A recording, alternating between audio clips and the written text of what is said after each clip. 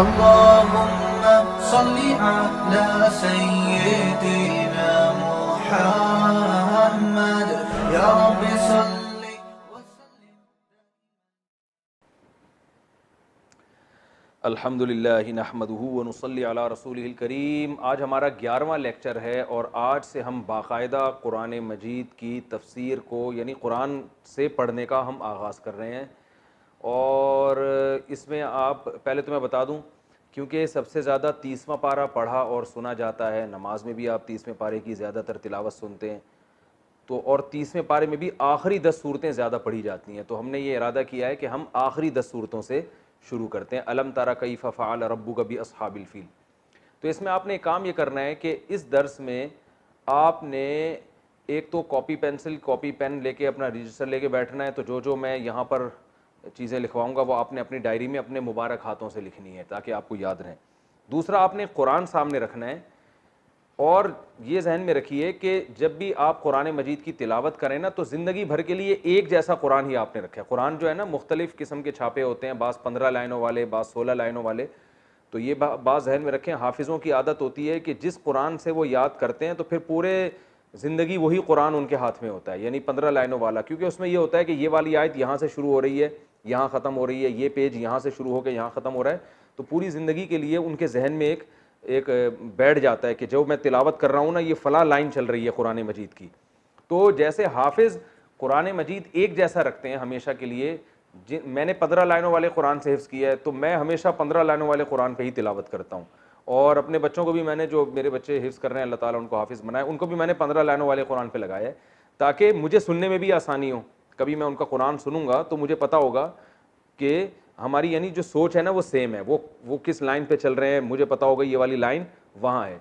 तो आप 15 लाइन या 16 लाइन कोई भी एक कुरान मुतय्यन करें, चाहे आपने कुरान हिफ्ज़ ना भी करना हो तो तिलावत ही हमेशा कुरान से किया करें, क्योंकि ना वो लाशूरी तौर पर वो आयतें आपके जहन में बैठ जाएंगी और आपको पता होगा कि ये वाले पेज के इस जगह पर ये आयत चल रही है, ये लाशूर में बैठ जाती है बात।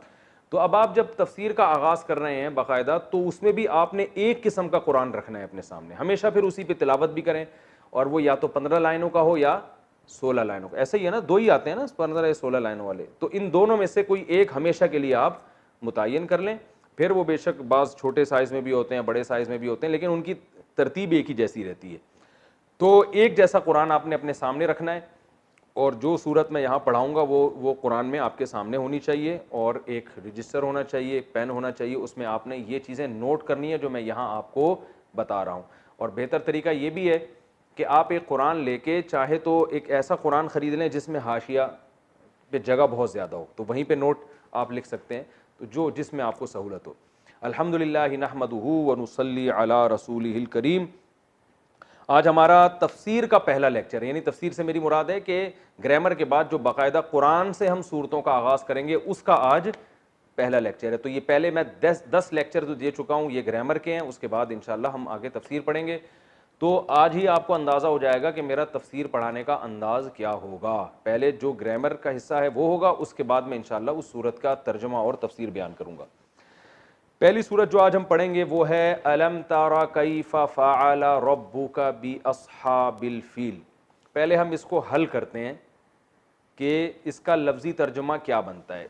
पहला लफ्ज़ है अलम तारा। अलम तारा में अलम क्या है? आ जो है ना अरबी में आ, ये सवाल के लिए आता है, क्वेश्चन मार्क है। ये क्वेश्चन मार्क तो नहीं कह सकते कि ये सवालिया एक जुमला है, ठीक है ना। जैसे उर्दू में कहते हैं क्या, अलम, अलम का आ का माना क्या है? क्या, ठीक है। अंता जैदुन, क्या तुम जैद हो? अगर आप कहेंगे अंता जैदुन तो मतलब क्या है? तुम जैद हो। अंता जैदुन का मतलब क्या तुम जैद हो। कितनी मुख्तसर जबान है ना, आ लगा दिया। आ का माना क्या है? लम का माना क्या है? कल मैंने आखिरी जो लेक्चर था ना हमारा ग्रामर का, उसमें बताया था नम किसके लिए आता है? लम नफी, नफी के लिए। ये तरा क्या है, इसको समझें। मैंने कहा था ना उर्दू के अल्फाज ही इस्तेमाल हो रहे हैं, यानी उर्दू में होते हैं, तो तरा भी उर्दू में है। असल में ये था तर अयू।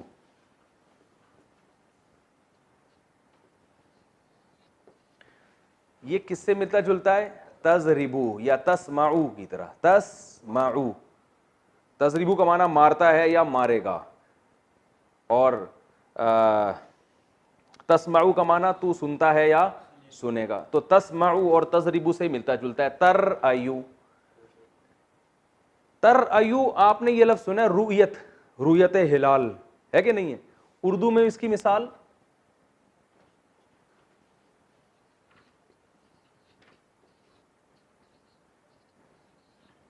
रुयत हिलाल, ठीक है। उर्दू में इसकी मिसाल क्या है? रुयत हिलाल। रुयत का माना देखना, खुली आंखों रुयत हुई है, ठीक है ना। तो तर अयु तुम देखते हो या देखोगे, ठीक है।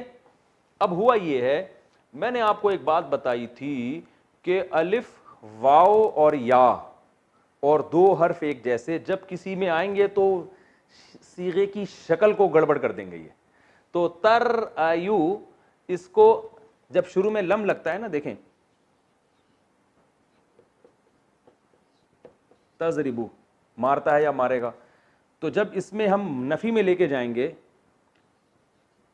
लम लगाते हैं ना शुरू में, तो ये बन जाता है लम तजरिब, यानी बा के पेश की बजाय यहां जज़म आ जाता है। ये ग्रामर का उसूल है। लम जब लगेगा तो आखिर में क्या आ जाएगा? जज़म आ जाएगा, ठीक है।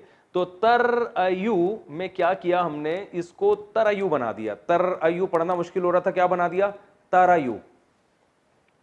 ये आपको पूरी तफसील याद करने की जरूरत नहीं है, मैं सिर्फ ये लफ्ज का मफहूम आपके दिमाग शरीफ में बिठाने के लिए इतनी डिटेल बता रहा हूं कि ये यही है जो चेंज होके ऐसे पढ़ा जाता है। तो रुयत का लफ्ज आपको याद रहेगा। तो मैं जब आपसे, यानी जो लाइव सेशन में जो लोग आएंगे ना, तो उनसे जब मैं सवाल पूछूंगा तो मेरा इसी किस्म का होगा, तरयु उर्दू में किस लफ्ज से मिलता है, और ये जो ग्रामर आपने पढ़ी है उसमें किससे मिलता जुलता है। तो हमने जो पढ़ी है तजरिबू और तस्माऊ से मिलता जुलता है। तो तरयु से बना दिया इसको तरा, और शॉर्ट कर दिया, ठीक है ना। तरयु था, फिर तरयु बनाया, फिर क्या बना दिया? तरा। इस यहां तक कैसे पहुंचा, ग्रामर क्या है, इसकी डिटेल में जाने की चंदा जरूरत नहीं है। बस इतना ज़हन में हो कि तरा जो है ना, ये मैंने बताया था कि वाव, अलिफ, या और दो हर्फ एक जैसे कहीं आएंगे तो ये हुरूफ गड़बड़ी हैं, ये सीगे की शक्ल को क्या कर देंगे? बिगाड़ देंगे। तो तरयु को शॉर्ट फॉर्म में क्या कर दिया? तरा, ठीक है ना। तो तरा ये असल में तजरिबू जैसा ही है। और लम लग गया तो पास भी हो गया और नफी भी हो गया। तो अब अलम तरा का तर्जमा क्या हो गया? अलम तारा, क्या तुमने नहीं देखा, ठीक है ना। तरयु का मतलब था तुम देखते हो या देखोगे। तरयु को शॉर्ट में तरा बना दिया, लम से पास में चला गया। अलम तारा, लम तारा तुमने नहीं देखा, अलम तारा क्या तुमने नहीं देखा। तो अलम तारा का तर्जुमा क्या हुआ?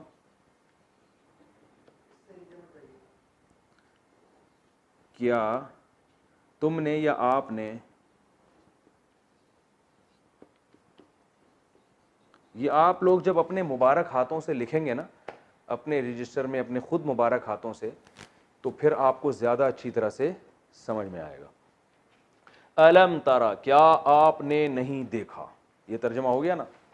अच्छा, ये हम जैसे जैसे तफसीर पढ़ते चले जाएंगे, ग्रामर का हिस्सा खुद ब खुद कम होता चला जाएगा, चूँकि जो बातें बार बार आएंगी फिर हम रिपीट नहीं करेंगे वो आहिस्ता आहिस्ता आहिस्ता आहिस्ता खुद ही सिमट के, और आपको इंशाअल्लाह जब आप इसी तरह से आयतें समझेंगे और तिलावत करेंगे तो आपको खुद भी बहुत सी आयतें खुद से पहले से ही आ रही होंगी। तो फिर इंशाअल्लाह हटो बच्चों वाला काम कुछ वक्त के बाद जाके हो जाएगा। अलम तारा कैफा फ़अला,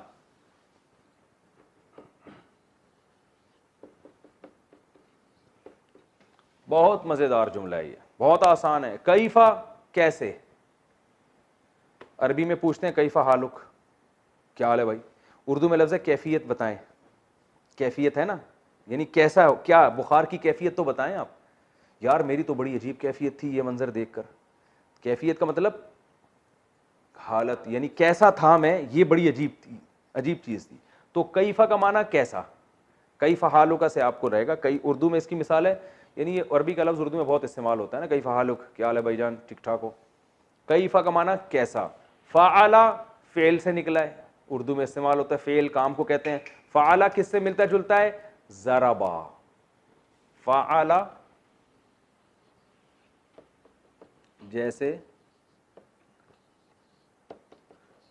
ज़रबा का माना उसने मारा, फ़ाला का माना उसने किया, रब्बू का, रब का माना, रब का माना तू, रब्बू का तेरा रब, जैसे मैंने बताया ना गुलामू ज़ैदिन, जैद का गुलाम, तो रब्बू का तेरा रब।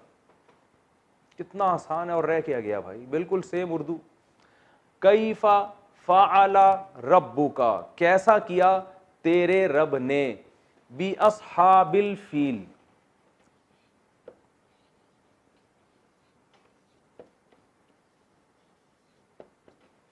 अस्हाब कहते हैं साथी को, साहिब, साहिब की जमा क्या है,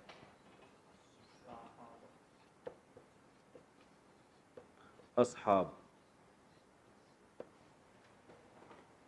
ठीक है ना। कौल की जमा अकवाल आती है ना, अकवाल हैं, बुजुर्गों के अकवाल भी होते हैं, तो कौल की जमा अकवाल, तो अकवाल अफ़आल का जो लफ्ज़ है ना ये प्लूरल के माना में आता है। साहिब की जमा अस्हाब, और साहिब किसे कहते हैं, साथ रहने वाला, सोहबत से निकला है ये, सोहबत से निकला है ये, ठीक है। उर्दू में लफ्ज़ है सोहबत का माना साथ रहना, भाई बुजुर्गों की सोहबत उठानी चाहिए, उनके साथ रहना चाहिए, तो साहिब साथ रहने वाला।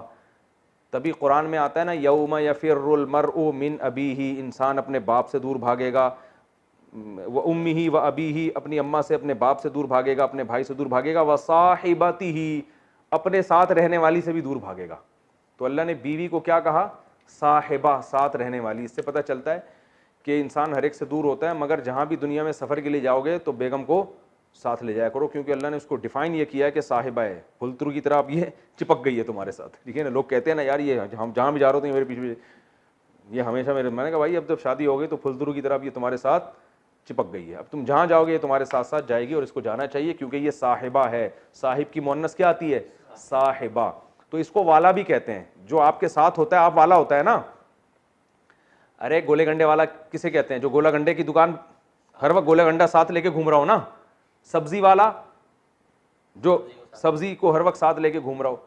तो गोलगप्पे वाला, जो हर वक्त। तो साहिब किसे कहते हैं, वाले को, वाला, दूध वाला, साहिबुल मिल्क ठीक है ना ठीक है ना। तो साहिबुल लबन, ठीक है ना। साहिबुल माल, माल वाला। तो असहाब मैंने वाला। फील किसे कहते हैं, हाथी को। ये लफ्ज़ उर्दू में इस्तेमाल नहीं होता, तो कुछ खुद भी याद कर लिया करें।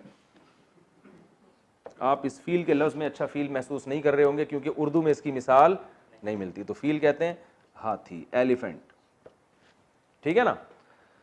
कितना आसान हो गया। कैफा फ़अला रब्बुका, बा का माना साथ, जैसे हम कहते हैं ना बिस्मिल्लाहिर्रहमानिर्रहीम। जब हम सूरह फातिहा पढ़ेंगे ना तो वहां फिर मैं बिस्मिल्लाह को भी डिफाइन करूंगा, अल्लाह के नाम के साथ। तो बा का माना क्या है, साथ। ये अपनी डायरियों में आप लोग नोट करते रहें।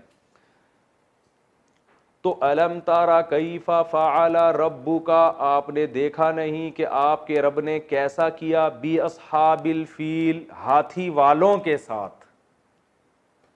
असहाब का माना क्या हो गया, वाले, ठीक है ना, जो हाथी लेकर आए थे, जो हाथियों के साथ थे। हाथी वालों के साथ आपके रब ने कैसा किया। अलम तारा, आपने देखा नहीं, ठीक है ना। तफसीर तो बाद में होगी ना, पहले मैं इसको हल कर दूं। अलम यजअल कैदहुम फी तज़लील,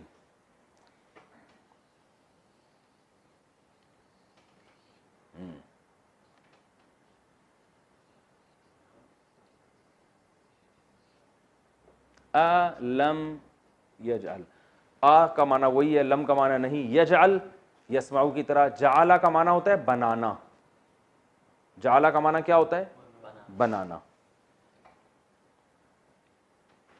तो यजअल बनाता है, लम यजअल नहीं बनाया। अलम यजअल, क्या नहीं बनाया उसने। कैदहुम, कैद कहते हैं तदबीर को।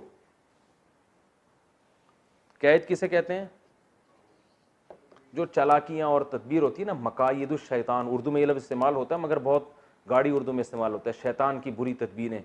तो कैद किसे कहते हैं, बुरी तदबीर, तदबीर जो बुरी हो। तज़लील, फी का माना में होता है ना, 100% कहते हैं ना। फी किसे कहते हैं अरबी में को, इन। 100%, सद फारसी का लफ्ज़ है, 100 को कहते हैं। फ़ी का माना में और 100 का माना 100, तो 100 में 100, उर्दू में कहते हैं ना 100%, ये बात दुरुस्त है, यानी 100 में 100 ये बात दुरुस्त है। तो फ़ी का माना यहाँ से आप याद रखें कि फ़ी का लफ्ज़ जो है ना 100% में इस्तेमाल होता है। तो फ़ी तज़लील, तज़लील उर्दू में इस्तेमाल होता है ज़लालत। क्या ज़लालत है यार, हैं, यानी दुरुस्त चीज़ नहीं है, बातिल चीज़ को भी कहते हैं। तो तज़लील बाबे तफ़ईल, तस्बीह, क्या ख्याल है, कौन सा बाब है, बाबे तफ़ईल। क्या मतलब, किसी चीज़ को ज़लालत कर देना, ज़लालत का मतलब ख़राब कर देना, बातिल कर देना, ये ज़लालत से निकला है।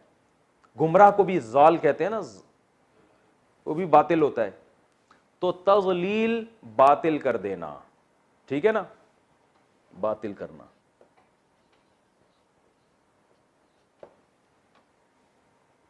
ठीक है, उर्दू में इसकी मिसाल ज़लालत। खूर्दबीन भी लेके बैठा करें आप लोग अपने साथ, ठीक है ना। बाज़ दफ़ा छोटे अल्फाज लिखता हूँ तो एक बड़े नंबर का चश्मा लगाया, वो देखा, ठीक है। हमारा स्टाइल यही है भाई, समझ में आ रहा है, ठीक है, नहीं आ रहा तो निकलो पतली गली से। अलम यजअल कैदहुम, हुम आपने ज़मीर पढ़ी है, प्रोनाउन, कैदहुम उनकी, भाई गुलाम जैद, गुलाम ज़ैदिन, जैद का गुलाम, तो कैदहुम उनकी तदबीर। अल्लाह फरमाते हैं अलम यजअल, क्या नहीं बनाया, उस अल्लाह ने, अल्लाह की बात हो रही है ना, कैदहुम उनकी बुरी तदबीर को, फी तज़लील बातिल करने में, यानी क्या अल्लाह ने उनकी तदबीर को बातिल नहीं कर दिया, ये इसका बामुहारा तर्जुमा होगा। क्या आपने नहीं देखा कि तेरे रब ने हाथी वालों के साथ क्या किया, क्या उस रब ने उन लोगों की तदबीर को बातिल नहीं कर दिया, यानी उनकी तदबीर को जलालत में नहीं डाल दिया, ठीक है ना, उनकी तदबीर को बातिल होने में नहीं डाल दिया। तो एक होता है लफ्जी तर्जुमा, एक होता है हासिल यानी बामुहावरा सलेस तर्जुमा। वो क्या है कि क्या अल्लाह ने उनकी तदबीर को ख़राब नहीं कर दिया। व अरसला अलैहिम तैरन अबाबील, ज़बरदस्त।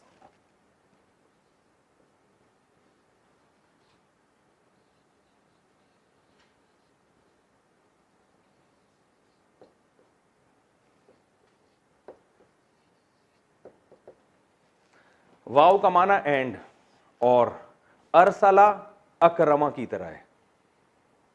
अरसला अकरमा, आपने पढ़ा है अकरमा, ज़रबा फिर अकरमा, बाबे इकराम से आता है अकरमा, इकराम किया उसने। अरसला का माना भेजा, उर्दू में इस्तेमाल होता है इरसाल।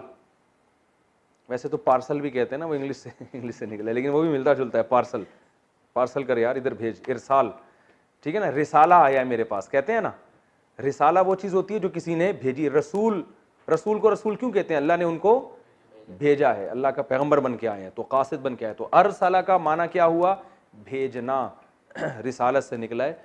अरसला भेजा उस अल्लाह ने, अरसला भेजा उस अल्लाह ने, अलैहिम, अला का माना होता है पर, अला का माना क्या होता है, ये पर का माना वो परिंदों के पर नहीं, किसी चीज के ऊपर। जब अलैहिम, हिम जमीर, हुआ हुमा हुम, ऐसे आता ना, हुम और हिम एक ही चीज है, उन सब मर्दों के लिए, तो उन सब लोगों पर। तैरन परिंदे को कहते हैं, उर्दू में इस्तेमाल होता है तैयारा, एक तैयारा गिर के तबाह हो गया, कहते हैं कि नहीं कहते, तो तैयारे को तैयारा क्यों कहते हैं, उड़ रहा होता है। तायर अरबी में परिंदे को कहते हैं। तो उर्दू में इसकी मिसाल क्या है, तैयारा, जहाज। तैरन परिंदा, व अरसला अलैहिम तैरन, अल्लाह ने उन पर परिंदा, परिंदे भेजे, यहाँ मुराद जमा है, परिंदे भेजे, अबाबील, झुंड के झुंड। अबाबील किसी खास परिंदे का नाम नहीं है। अबाबील जो है ना, ये एक मुश्किल लफ्ज़ है जो उर्दू में इस्तेमाल नहीं होता। अबाबील असल में जमा है इब्बाला की, इब्बाला,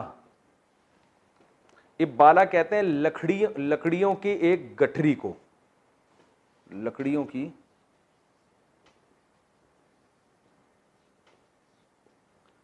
गठड़ी, गठरी होता है, गठड़ी होता है, गठरी, बस जो भी होता है, जिस कौम में जो है वो यहाँ डाल दिएगा, ठीक है ना, गठरी। इब्बाला कहते हैं, ये थोड़ा मुश्किल लफ्ज़ है, उर्दू में इस्तेमाल नहीं होता। लकड़ियों की गठरी, इसकी जमा आती है अबाबील। जमा क्या है? अबाबील, ठीक है ना। तो लकड़ियों की गठरियों का एक पूरा मजमुआ, ठीक है ना। तो अल्लाह फरमाते हैं अल्लाह ने उन पे परिंदे भेजे, यानी गोया पूरी, यहां मुराद लकड़ियों की गठरियां नहीं है, क्योंकि परिंदों का जिक्र हो गया तो मुराद क्या हो गया? परिंदों की पूरी गठरियां। अब ये कुरान की बलागत है कि परिंदों को गठरियों से ताबीर इसलिए किया कि जैसे गठरियां लकड़ियों की जो गठरियों को बांध के इकट्ठा करते हैं ना, तो एक दूसरे में घुसी भी होती हैं।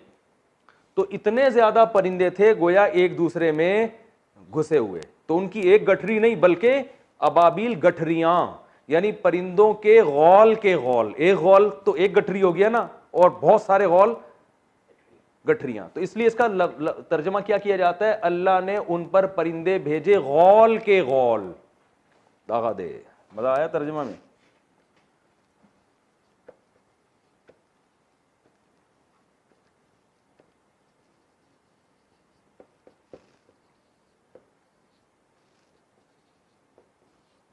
हम इसका तर्जमा क्या कर होते हैं? अल्लाह ने को अबाबील परिंदा भेजा ठीक है ना। तो अल्लाह ने उन पर परिंदे भेजे गौल के गौल, पूरे गौल के गौल परिंदों के आ रहे थे, जो सब्ज, और रिवायत में मिलता है सब्ज और नीले रंग के कुछ छोटे छोटे इतने पिद्दे पिद्दे से परिंदे थे वो।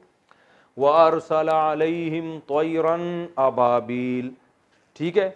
आगे है तरमीहिम,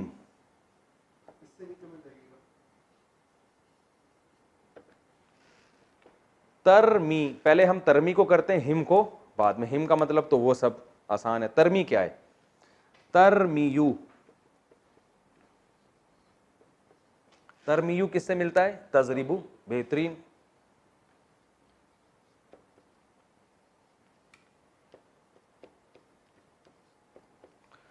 तजरिबू जो है ना, मारता है या मारेगा। और तजरिबू एक और माना में भी आता है, गर्दान पढ़ लेता हूं पूरी। यजरिबू, यजरिबानी, यजरिबूना। तजरिबू है ना, औरत के लिए इस्तेमाल होता है ना, वो मारती है या मारेगी। तो तरमी, वो फेंकती थी। तो असल में ये मोन्नस का सीगा इसलिए इस्तेमाल किया कि ये खूब समझ लें कि अरबी में जमा के लिए भी मोन्नस का सीगा इस्तेमाल होता है। गोया वो पूरी एक जमात थी परिंदों की, जिसको अल्लाह ने वाहिदा मुअन्नसा से ताबीर किया है कि वो फेंक रही थी जमात, यानी ये परिंदों की एक जमात, तरमी, वो जमात फेंक रही थी, ठीक है। अब आप कह सकते हैं कि मुजारे तो हाल और फ्यूचर के माना में इस्तेमाल होता है ना, ये तो पास्ट की बात हो रही है। तो असल में पीछे सारी बात पास्ट की हो रही है, तो उसमें जब मुजारे का आएगा तो उससे मुराद पास्ट ही होगा। लेकिन ऐसे जैसे गोया अल्लाह उस जमाने में जाकर उसको हाल के तौर पे बयान कर रहे हैं, गोया अभी ये काम हो रहा है। तो ज्यादा गहराई में जाने की जरूरत नहीं है, समझ में आगे, ठीक है, नहीं है तो भी ठीक है। तरमी का मतलब वो फेंक रहे थे, क्योंकि पीछे सारी बात पास्ट की हो रही है, तो गोया वो मंजर आप अपनी आंखों से देख रहे हैं कि वो फेंक रहे हैं गोया, हालांकि माजी में काम हुए, लेकिन अल्लाह ताला उसको हाल के करीब लेकर आ रहे हैं। ये बलागत की बात है। तरमी, तरमी का माना रमी कैसे कहते हैं अरबी में? फेंकने को।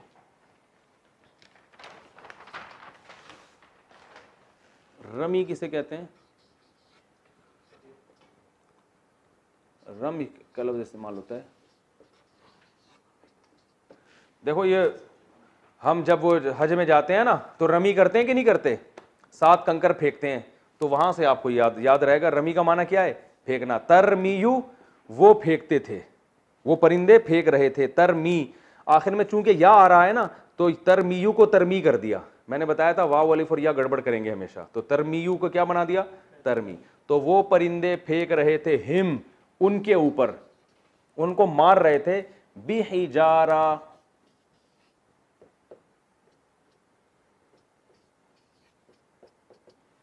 पत्थर के साथ। हिजारा अरबी में कहते हैं पत्थर को, हजर भी कहते हैं ना। हजर किसे कहते हैं? ये लफ्ज़ उर्दू में तो इस्तेमाल नहीं होता। हजर, हजर अस्वद जिंदाबाद, उर्दू में इस्तेमाल हो रहा है भाई।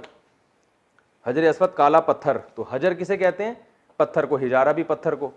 तो हिजारा जैसे हजर अस्वद, उर्दू में इसकी मिसाल। ये सब मिसालें आपने अपनी डायरी में लिखनी है ताकि आपको हिंट्स रहे ना, याद रहे। हिजारा पत्थर, बी का माना 7, सिज्जील, मिन का माना से, मिन सिज्जील, मिन का माना, ये लफ्ज बहुत ज्यादा इस्तेमाल होगा। मिन का माना क्या है? से। सिज्जील ये लफ्ज उर्दू में इस्तेमाल नहीं होता, इसका तर्जमा मैं आपको बताता हूँ। सिज्जील कहते हैं मिट्टी का बना हुआ, जो सख्त मिट्टी का बना हुआ पत्थर होता है ना, जो आग में जला के जिसको पत्थर जैसा बना दिया हो, उसको कहते हैं। ठीक है ना,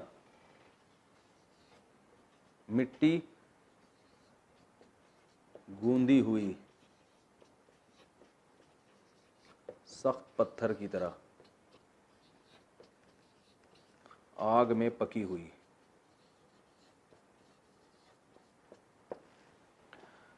सही है ना। तो अल्लाह फरमाते हैं वो पत्थर के जरिए उनको मार रहे थे, बा का माना साथ, यानी पत्थर के साथ उनको मार रहे थे। ऐसे पत्थर मिन सिज्जील, जो सख्त मिट्टी के कंकर जो होते हैं ना पके हुए, उन उसकी जिन्स में से थे, उसकी किस्म में से, यानी उन पत्थरों में से वो पत्थर थे। तो अल्लाह ने उनके हाथ में परिंदों की चोंचों में छोटे छोटे ना, मुफस्सिरीन ने लिखा है कि मसूर की दाल के बराबर या चने की दाल के बराबर पकी हुई मिट्टी के सख्त जैसे पत्थर होते हैं ना, वो छोटे छोटे कंकरियां उस पर फेंकते थे वो उनके ऊपर। ऐसी फायरिंग हो रही थी उनके ऊपर इतनी छोटी छोटी चीज़ों के ज़रिए। तरमीहिम वो फेंक रहे थे, बिहिजारतिन उनको मार रहे थे पत्थर के साथ, ऐसे पत्थर जो मिट्टी की बने हुए पत्थर थे। ठीक है ना। आगे फजअलहुम,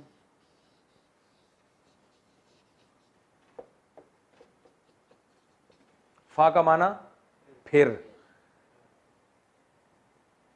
फा आता है उस फिर के लिए जो फौरन हो। ठीक है ना, जैसे मैं कहता हूं मेरे पास जैद आया, फा अमरुन, फिर अमर आया, तो फिर का मतलब फौरन बाद, उसी के फौरन बाद, ये नहीं कि 1 साल के बाद। और अगर ताखीर हो तो फिर सुम्मा का लफ्ज इस्तेमाल होता है। मेरे पास जैद आया, सुम्मा अमरुन, उसके कुछ टाइम के बाद अमर आया, डायरी में नोट कर ले। फजअला, जअला पढ़ चुके हैं आप, जअला का माना बनाना, यजअल में आया था ना। फजअलहुम, फिर उस परिंदों ने बना दिया, या अल्लाह ने बना दिया, दोनों तरफ निस्बत हो सकती, अल्लाह ने बना दिया हुम उन लोगों को, कास्फिन,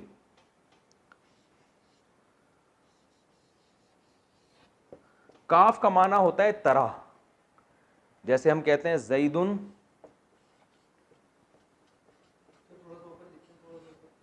कल असद,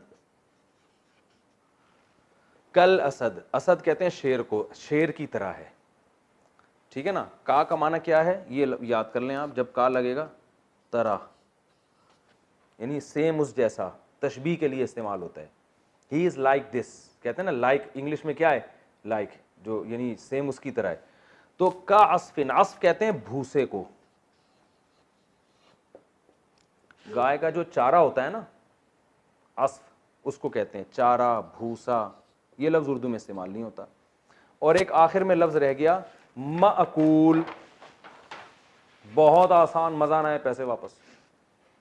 फजअलहुम कास्फिन माकूल, सॉरी, माकूल, माकूल क्या है? अकल से। अकल किसे कहते हैं? खाना, अकलो शुर्ब कहते हैं ना। तो अकाला माजी है जरबा की तरह, या अकुलू यनसुरू की तरह, वो खाता है या खाएगा। आकिलुन कातिलुन की तरह, खाने वाला। और माकूलुन मकतूलुन की तरह, जिसको खाया जाए। ये हो गया ना माकूल। इसके बाद भी अगर तफसीर किसी की समझ में नहीं आ रही ना, तो पुलिस भी उसको समझा नहीं सकती। इससे ज्यादा मेरा ख्याल है कि आसान तरीका हो नहीं सकता। माकूल जिसको खाया जाए, ये इसमें मफऊल है, ठीक है ना, जिसे खाया जाए। तो अब अस्फे माकूल क्या हो गया? अस्फिन माकूलिन, वो भूसा जिसे खाया गया हो। एक तो भूसा वैसे ही भूसा होता है, ऊपर से वो जानवर ने खा के उसका जो हाल किया होता है, ठीक है ना, वो क्या बन चुका होता है। तो अल्लाह फरमाते हैं फजअलहुम, कुरान में देखें अल्लाह कहते हैं बना दिया अल्लाह ने उनको का अस्फिन, एक भूसे की तरह, ऐसा भूसा माकूल जो खाया हुआ होता है। तो इसका बामुहर्रफ तर्जुमा होता है अल्लाह ने बना दिया उनको खाए हुए भूसे की तरह। ठीक है, तो अब मैं, समझ में आ गया ना ये।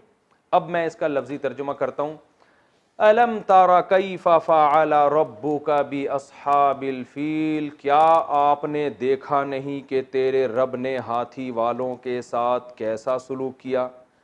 अलम यजअल कैदहुम फी तज़लील, क्या उस अल्लाह ने उनकी तदबीर को बातिल नहीं बना दिया, बातिल नहीं कर दिया।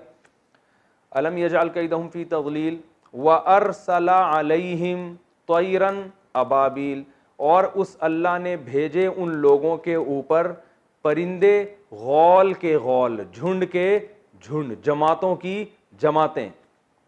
तरमीहिम, वो परिंदे फेंक रहे थे उन लोगों के ऊपर बिहिजारतिन, ऐसे पत्थरों के साथ, यानी तरमी का माना फायरिंग कर रहे थे, फेंक रहे थे ऐसे पत्थरों के साथ, बिहिजारतिन, ऐसे पत्थरों के साथ, मिन सिज्जील, जो सिज्जील के पत्थर थे, यानी सख्त मिट्टी के जैसे पत्थर होते हैं ना, वो वाले पत्थर थे।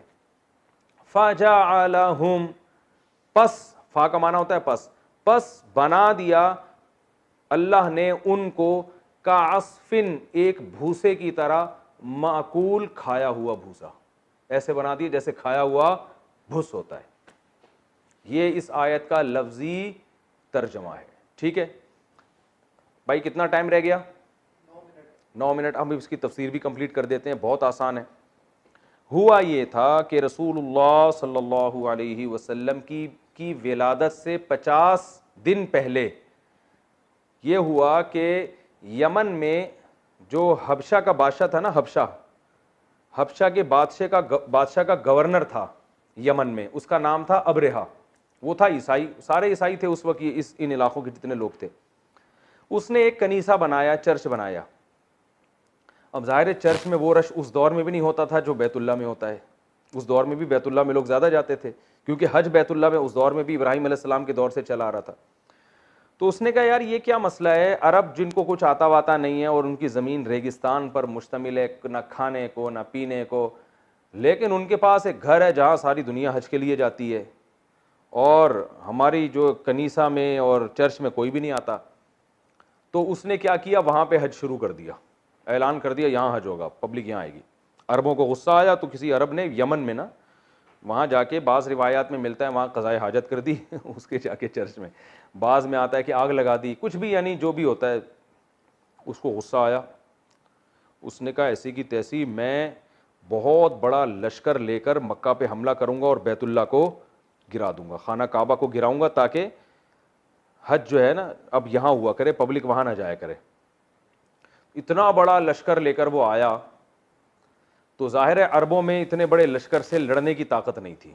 तो अबरेहा ने, क्योंकि उस वक्त नबी सल्लल्लाहु अलैहि वसल्लम के दादा हज़रत अब्दुल मुत्तलिब वो बैतुल्ला के मुतवल्ली थे, रखवाले थे, बैतुल्ला की हिफाजत में मामून थे, और उनको इसी वजह से फजीलत हासिल थी।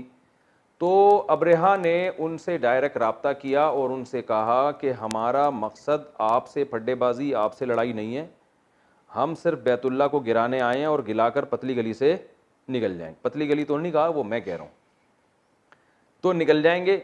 अब्दुल मुत्तलिब ने देखा कि इतना बड़ा लश्कर है, हम में इससे लड़ने की ताकत नहीं है। तो अब्दुल मुत्तलिब ने ये इरादा किया कि भाई हम नहीं लड़ सकते इनसे, और ये भी कहा कि अल्लाह का घर है, अल्लाह इसकी हिफाजत करेगा। और वो अब्दुल मुत्तलिब के ऊँट भी ले गया था, लड़ाई के दौरान आया ना, पहले हमला किया तो ऊँट ले गया। तो अब्दुल मुत्तलिब ने उनसे ऊँट छुड़वा लिए, कहा कि भाई ये मेरे हैं, मैं इसका मुतालबा करता हूँ, बाकी रहा तक जहाँ तक घर का मामला है अल्लाह के घर का, तो अल्लाह है जो इसकी हिफाजत खुद करेगा, अल्लाह का घर है। क्योंकि असबाब की दुनिया में उनमें लड़ने की ताकत थी नहीं, उनको पता था हम लड़ेंगे तो मारे जाएंगे सारे। अबरेहा के पास थे बहुत बड़े बड़े हाथी, और अरब हाथियों की जंग से वैसे भी मानूस नहीं थे, वो तो घोड़े की लड़ाइयों के आदी थे, हाथी तो वो देखे नहीं थे उन लोगों ने कभी। आज भी अरब के रेगिस्तानों में हाथी की तो खुराक इतनी होती है, उसको तो बहुत ज़्यादा घास चाहिए और बहुत खुराक चाहिए उसको, बहुत ज़्यादा। तो जब वो ताइफ के रास्ते से आ रहा था तो उन्होंने वादी मुहस्सिर में पड़ाव डाला, और अब्दुल मुत्तलिब अपने जो है ना लोगों को लेकर पहाड़ों के किनारों पे चले गए कि देखें अल्लाह अपने घर की कैसे हिफाजत करता है। तो जब वो वादी मुहस्सिर पे उन्होंने पड़ाव डाला तो क्या हुआ कि अल्लाह ताला ने ये परिंदे भेजे जिसका अल्लाह कुरान में तज़किरा कर रहे हैं, अलम तारा कैफ़ फ़अल रब्बुका बि अस्हाबिल फ़ील। ए नबी, इससे खिताब नबी को भी हो सकता है, जो भी कुरान की तिलावत कर रहा है हर एक को खिताब हो सकता है कि क्या तूने देखा नहीं, तारा का माना क्या तुमने देखा नहीं कि रब ने अस्हाब फ़ील वालों के साथ क्या किया। देखा का लफ्ज़ इससे इस्तेमाल किया कि ये इतना मुतवातिर वाक़या था कि गोया जिसने नहीं भी देखा उसने अपनी आंखों से देखा है, क्योंकि बहुत बड़ा वाक़या हुआ था। तो उस वक्त बहुत ज़्यादा शोहरत हो गई थी इस वाक़े की। जब क्योंकि अल्लाह ने जो परिंदे भेजे ना छोटे छोटे, उन्होंने जब कंकर मारे तो वो कंकर उनके पूरी सर से घुस के नीचे तक आर पार हो जाते थे और उनको ऐसा जिस्म गलने लगता था, सड़ जाता था पूरा, जैसे खाया हुआ भूस। अल्लाह ने मिसाल दी है ना मुर्दा लाशें। तो उनमें बहुत सारे तो मर गए, बहुत सारे भाग गए। तो अल्लाह ने भागने में भी उनको इसलिए भागने दिया कि कुछ जाके अपनी कौम को बताएं कि हमारे साथ हशर क्या हुआ है। तो जो भागे वो भी बिलाखिर कुछ वक्त के बाद बीमारी में, वबा में मुब्तला होकर, यानी उसी से एक ऐसे जरासीम उनके बॉडी में फैल गया, वो भी मर गए। और मदीना में बहुत से लोग थे जो मक्का में, जो उसके लश्कर के बचे हुए लोग थे, वो नाबीना हो गए थे। और अहादीस में ये बात साबित है, सहाबा बयान करते हैं जिन सहाबा ने उनको देखा कि वो कहते हैं हमने उनको मक्का की गलियों में भीख मांगते हुए देखा। कुछ नाबीना हो गए, अंधे हो गए, बाज के गोश गल गए। तो बहुत बड़ी तादाद तो हाथियों समेत मर गई, कुछ तादाद भाग गई, कुछ मक्का में ही रह गई, वो भागने के काबिल भी नहीं बची। तो उनको अरबों ने भी देखा। तो ये वाक़या बहुत तवातुर के साथ अरब में मशहूर था। और उसी के 50 दिन के बाद आप सल्लल्लाहु अलैहि वसल्लम की विलादत, ये वाक़या मुहर्रम में हुआ और आपकी विलादत रबीउल अव्वल में हुई है। तो ये अल्लाह ने आप सल्लल्लाहु अलैहि वसल्लम के दुनिया में आने से पहले एक मोजज़े को ज़ाहिर किया। तो याद रखें, इसका ये मतलब नहीं है कि जो भी बैतुल्लाह पे कोई गिराने की कोशिश करेगा तो अल्लाह ऊपर से अबाबील भेजेंगे, ये एक वाक़या हो गया। तो वरना दुनिया ये असबाब की दुनिया है, कभी अल्लाह मोजज़ा दिखाते हैं, कभी नहीं दिखाते। उसके बाद बैतुल्लाह पर हमले हुए हैं, जो बैतुल्लाह बाकायदा ढाया है। बाज़ जो है वो बनु उमय्या की खिलाफत के दौर में जब हज़रत अब्दुल्ला बिन ज़ुबैर की खिलाफत कायम हुई, तो अब्दुल्ला बिन ज़ुबैर की जो खिलाफत है उसको ख़त्म करने के लिए जो बनु उमय्या के लोगों ने हमला किया, उसमें बैतुल्ला भी की दीवारें भी गिरी थी। तो ये इसलिए कह रहा हूँ कि एथियस और जो मज़हब मुखालिफ लोग हैं वो ये कह सकते हैं कि बैतुल्ला को अल्लाह ना करे कोई कोई गिराना चाहे तो कोई ऊपर से फरिश्ते नहीं आते। तो अल्लाह ने कभी नहीं वादा किया कि जब भी कुछ ऐसा करोगे तो फरिश्ते आएंगे। हदीस में आता है क़ुर्ब क़यामत में बैतुल्ला को ढा दिया जाएगा, हज बंद हो जाएगा। तो लेकिन कभी अल्लाह अपनी कुदरत दिखा देता है। तो इसलिए बैतुल्लाह की हिफाजत हमारी जिम्मेदारी है। ऐसा नहीं है कि हम भी अब्दुल मुत्तलिब की तरह कि भाई अल्लाह बचाएगा, तो वो तो ठीक है अल्लाह ने बचा लिया, लेकिन अल्लाह ने हमें मुकल्लफ बनाया कि बैतुल्लाह की तरफ किसी को टेढ़ी आंख उठाने मत दो। और अगर कोई हमले की कोशिश करता है तो हमने अबाबील का इंतजार नहीं करना, हमने जाके बचाने की कोशिश करनी है, क्योंकि ये दुनिया दारुल असबाब है। यहाँ जो असबाब में जो कुछ होता है वो होगा यहाँ पे। तो कभी अल्लाह अपना कुदरत जाहिर कर देते हैं, तो जैसे यहाँ अल्लाह ने जाहिर की ताकि इस बैतुल्लाह की अजमत और ज़्यादा दिलों में बैठ जाए। और अल्लाह ये चाहते थे कि मोहम्मद सल्लल्लाहु अलैहि वसल्लम का ज़ुहूर होने वाला है, तो इस जगह का मुक़द्दस होना पूरी दुनिया मान ले, और फिर इस जगह जो पैगम्बर पैदा होंगे उनको भी लोग मान लें। तो ये नबी के दुनिया में आने से पहले नबूवत की तैयारियां हो रही थी। तो जल्दी से मैं बस बात को कंप्लीट करता हूँ। और जमजम का चश्मा दोबारा दरियाफ्त हो गया, वो भी ये नबी के आने से पहले हुआ है, वो भी नबी की आमद की तैयारियां। तो अल्लाह ने क्या फरमाया, बस ये मैं तर्जमा करके कंप्लीट कर रहा हूँ इसको। अलम तारा कैफ़ फ़अल रब्बुका बि अस्हाबिल फ़ील, क्या आपने देखा नहीं तेरे रब ने हाथियों वालों के साथ क्या किया। अलम यजअल कैदहुम फ़ी तज़लील, अल्लाह ने कैसे उनकी तदबीर को बातिल कर दिया। और वह अरसल अलैहिम तैरन अबाबील, उन पर छोटे छोटे परिंदे भेजे, परिंदों के झुंड भेजे। और तरमीहिम बिहिजारत मिन सिज्जील, जो पत्थरों से उनको मारते थे, फजअलहुम कअस्फिम माकूल, खाए हुए भुस की तरह बना दिया। इससे हमें असबाक क्या मिलते हैं, एक बैतुल्लाह की अजमत। ये असबाक भी आप डायरी में नोट करके लिखें।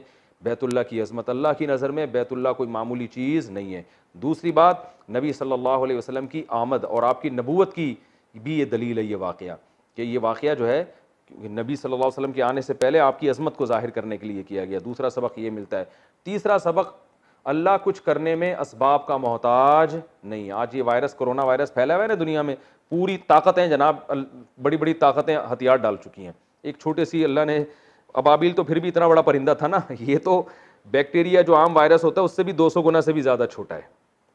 तो ये इतने से वायरस ने पूरी दुनिया को हिला दिया। तो आप सब कुछ असबाब और वसाइल पे तवक्कुल करके नहीं बैठ सकते, आपको असबाब भी इख्तियार करने हैं। नज़र किस पे रखनी है, अल्लाह पे। वो चाहेगा तो हिफाजत होगी, नहीं चाहेगा तो कुछ भी नहीं हो सकता। आपकी साइंस टेक्नोलॉजी सारी धरी की धरी रह जाएगी। तो अल्लाह जब चाहता है अपने बंदों की हिफाजत करता है, परिंदों के ज़रिए भी। देखें, अल्लाह तोपे भी भेज सकता था आसमान से, लेकिन अल्लाह ने परिंदे भेजे, ये बताने के लिए भाई तुम हमारे परिंदों का भी मुकाबला नहीं कर सकते, तो हमारे फ़रिश्तों का कहाँ से मुकाबला करोगे। तो ये इस सूरत में हमें असबाब मिलते हैं और हमें इसमें सबक मिलता है कि हम अल्लाह की नाफरमानी से बचें। और फिर हमें रिज़्क़ की तंगी का खौफ हो तो अल्लाह पे नज़र रखें कि भाई अल्लाह कुछ करने में असबाब का मोहताज नहीं है। इज़्ज़त भी वो बग़ैर सबब के दे सकता है, पैसा भी दे सकता है। तो सबसे पहले अल्लाह को राज़ी करना है, बाकी सारे काम बात के हैं। अल्लाह ताला समझने की, अमल करने की तौफ़ीक़ अता फ़रमाए। कल जो हम दर्स पढ़ेंगे इंशाअल्लाह ली इलाफ़ी कुरैशिन का पढ़ेंगे।